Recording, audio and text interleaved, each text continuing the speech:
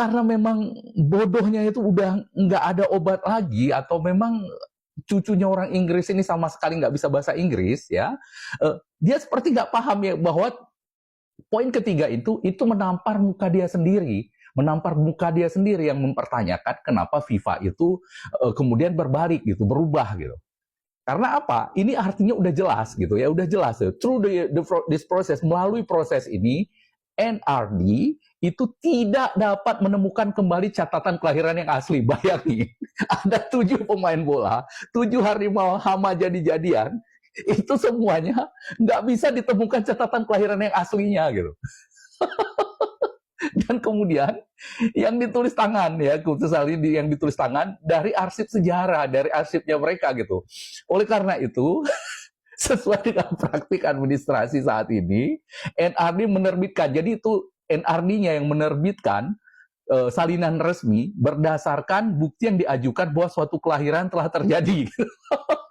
Jadi 7 hama jadi-jadian ini semuanya itu nggak ada gitu catatan kelahirannya tertulis. Jadi NRD itu yang dibuat gitu.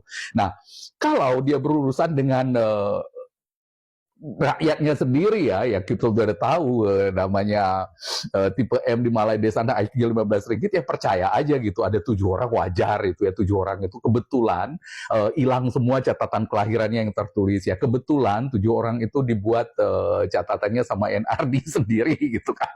Itu percaya. Cuman FIFA kan nggak sebodoh orang-orang Malai Des ini ya, FIFA itu nggak sebodoh dari pangerannya ini gitu. Jadi orang waras manapun yang usia 27 tahun tahu itu nggak benar itu gitu. Makanya saya bilang nggak ada harapan sih sebenarnya mereka itu nanti lolos dari sanksi FIFA. Kayak begini kejadiannya ya, dipalsukan 7-7-nya gitu. Nah ini yang dipertanyakan sama si Mail ini ya, Mail si pangeran manja ini gitu.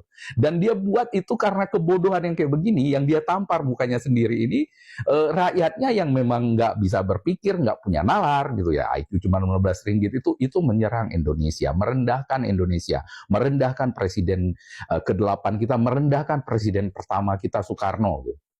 Merendahkan kita sebagai bangsa. Makanya saya bilang, untuk orang seperti ini, dia itu nggak punya nalar gitu ya. Jadi kalau kita baik-baikin, dia pikir mereka itu emang hebat. Jadi harus ditampol-tampolin gitu. Termasuk pangeran manja ini, nggak usah kita hormat sama dia. Siapa dia itu?